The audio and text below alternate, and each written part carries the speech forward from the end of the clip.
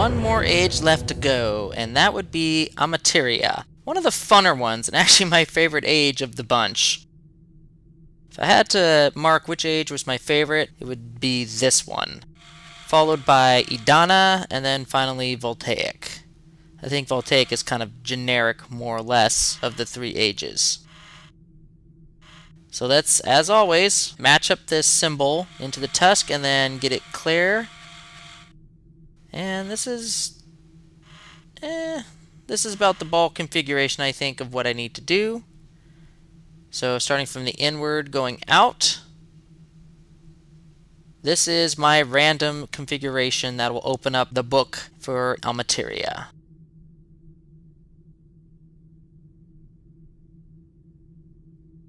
And I think this will be the last time we're nice about closing doors. I still think this is pretty silly.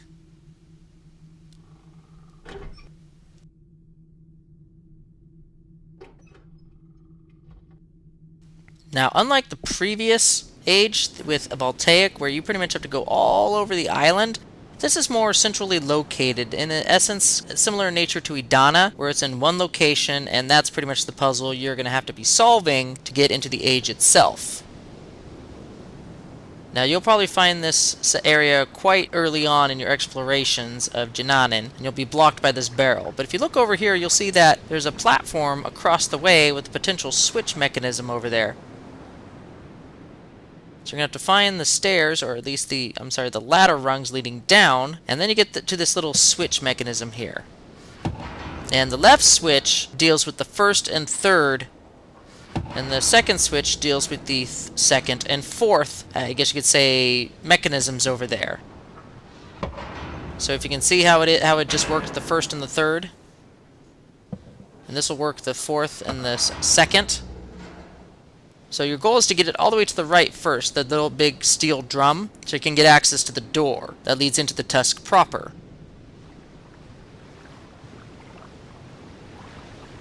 But more sabotage from Saavedro.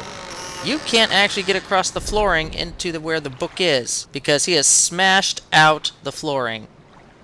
And for some odd reason, there's apparently a gaping abyss that leads God knows where. Who knows where that leads? But you're not willing to chance it, so instead of making a daredevil leap across the chasm there, we're going to go back, and we're going to fill it with the actual steel drum. So we're going to have to work these again. We're going to bring it down to the center. We're going to move those up. I'm trying to think here. I'm trying to remember how this worked. Nope. Nope, that was totally wrong. That was absolutely terrible. So let's change this and bring this guy back down to the center. There we go. Okay.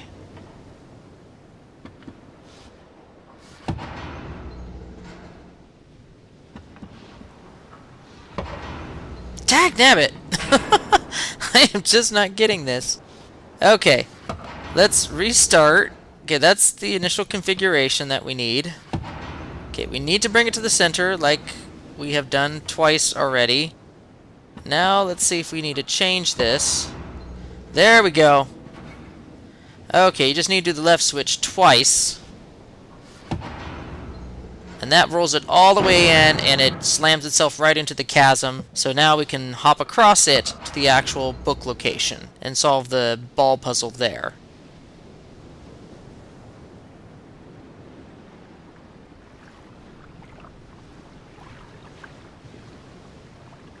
Look at that. We can hop on over. And due to my awesome memory, I'll put the balls in the configuration that I saw in the tower.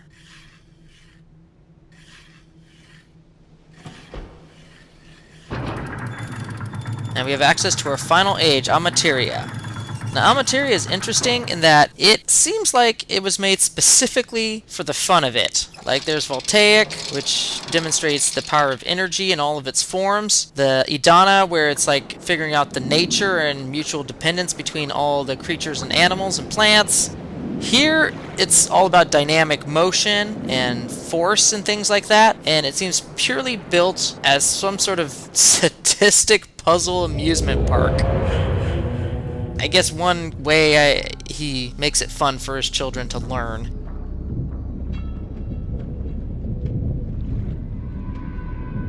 We have these cool little switches here. There's 3 of them, which gives us access to the center structure, but of course we don't know the codes, so we're going to have to go around the entire perimeter and gather up these codes. Naturally, of course.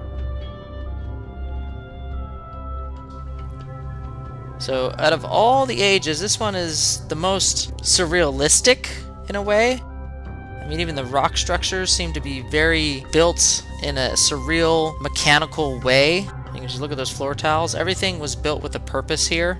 It wasn't just molded out of the rock or out of a tree or something like that. This was all purposefully done by Atrus. So that shows a lot of dedication and crazy preparedness on his part.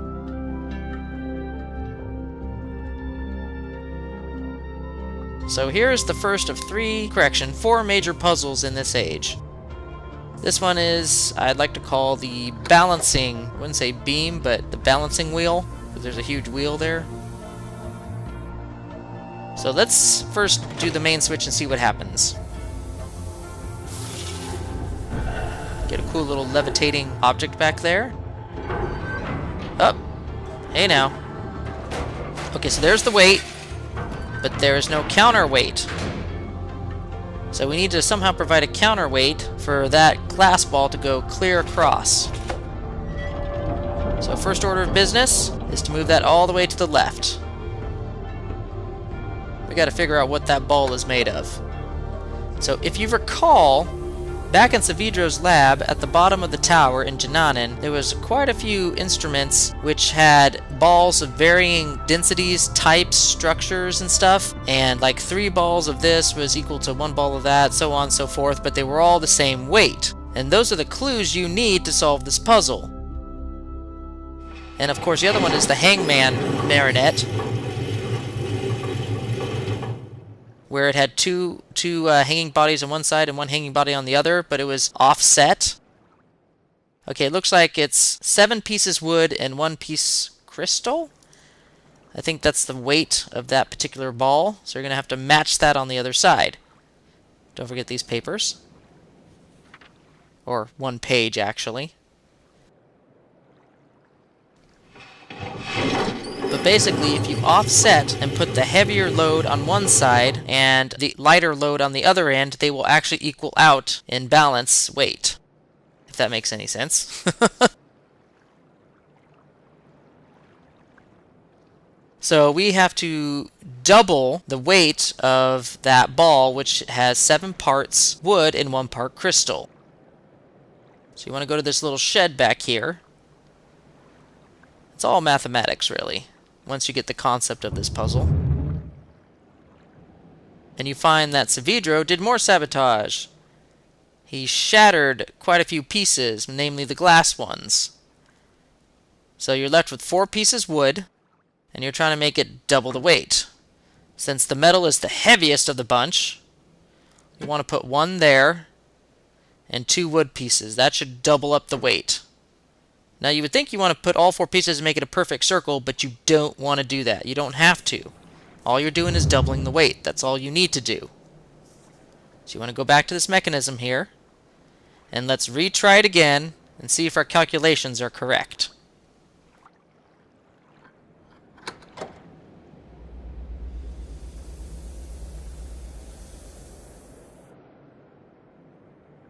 So let's hit the switch. See this cool little levitating structure. Drop a glass ball.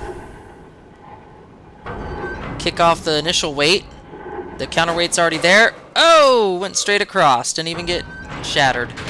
We have solved this puzzle, ladies and gentlemen. And now we have sort of like a holographic depiction of what's going on the other side of this age.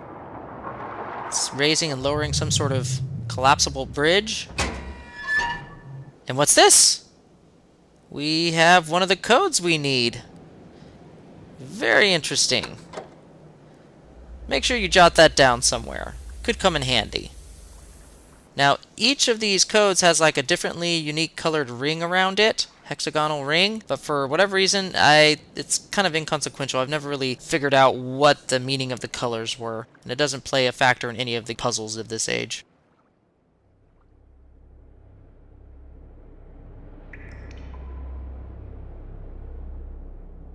Now this tripped me up for the longest time. You want to look up here to the right, and you'll find a staircase going up. I have completely missed this. Like, for the first hour or so I was wandering this age, I did not even see that staircase embedded into the wall. So yeah, find that early and you won't go wandering around forever like I did. Don't forget to pick up some pages here.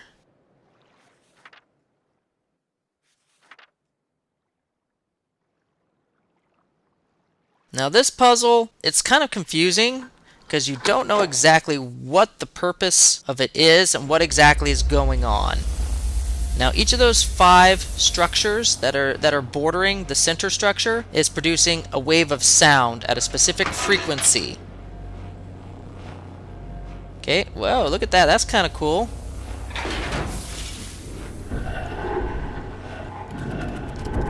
Now look, as the ball in the thing changes, it shuts off each of the 5 nodes as it passes by. Now obviously it's not in tune with what we want to happen to the glass ball, but it goes in a specific order.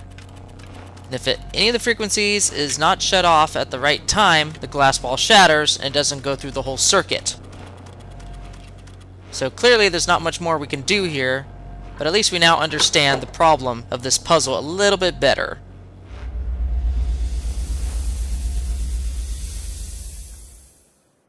So we're going to have to go to the actual structures themselves and take a closer look to see what's really going on here. But the key thing that you needed to know was the actual order that the ball is going to be traveling in, so you can shut him off at those times. And here's the 3rd and final painting that Saavedro has made on the rock walls here. It's basically him trying to stop a civil war amongst his own people, with the visages of Sirrus and Achenar laughing the whole time. Go through the bones of some ancient sea creature. Kind of scary if it was still here. Okay, so the ball comes from there, and it travels along these tracks here. So basically you have to be the ball, pretty much, and goes through the route like it would go. Okay, so there's our first sound barrier. Oh wow, that's clearly the wrong setting. So it goes in a clockwise formation starting from the upper left. So now we got to continue on this route. Here's the first tricky area. Look at the grooves at the bottom and you'll know that it goes this way. And here's our second sound barrier we need to turn off. Again, it's also at the wrong setting.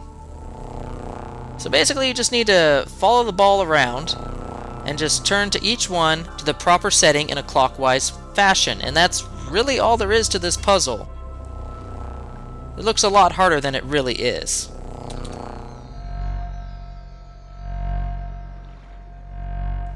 Kind of cool that when you're in the middle of a field of sound that you're the whole camera's shaking with you. That's kind of cool. Not sure if these type of frequencies would actually hurt the player at all, but apparently it doesn't.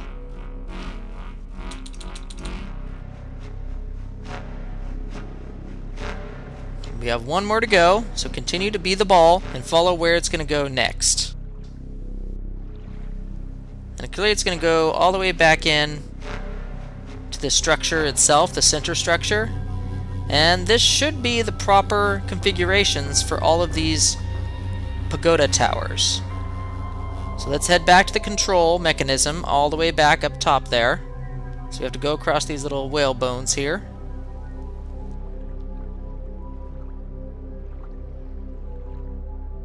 This age has kind of got a serene beauty to it.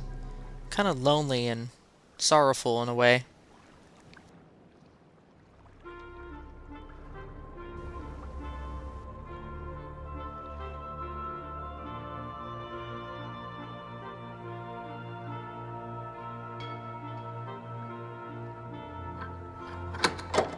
Okay, so if all goes well, when we hit the switch here, which releases the ball, it should go through each of the 5 pagodas in the order that we just went through, and as the ball in the actual switch mechanism right in front of us hits each of those blue buttons in turn, it should turn off each pagoda so that it will allow the ball to pass through without shattering at the sound barrier. Okay, so far so good. See, it's just like that. This puzzle was relatively easy. It was just understanding the concept of what was going on, which might be the hardest thing for players to grasp. Once you understand the concept, the overall solution is actually the easiest of all the puzzles in this age.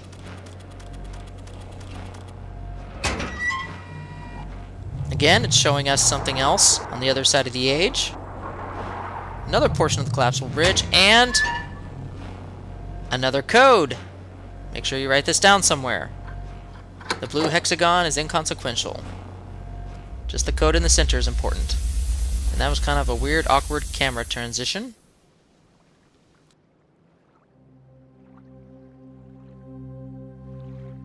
Now we're off to the third and final puzzle before we have access to the center structure itself.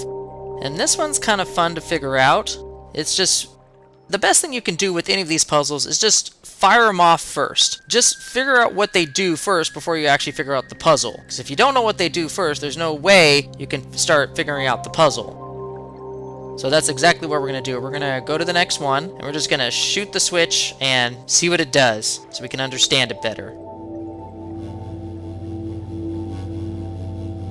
Get some real surreal landscape here. It's like an amusement park.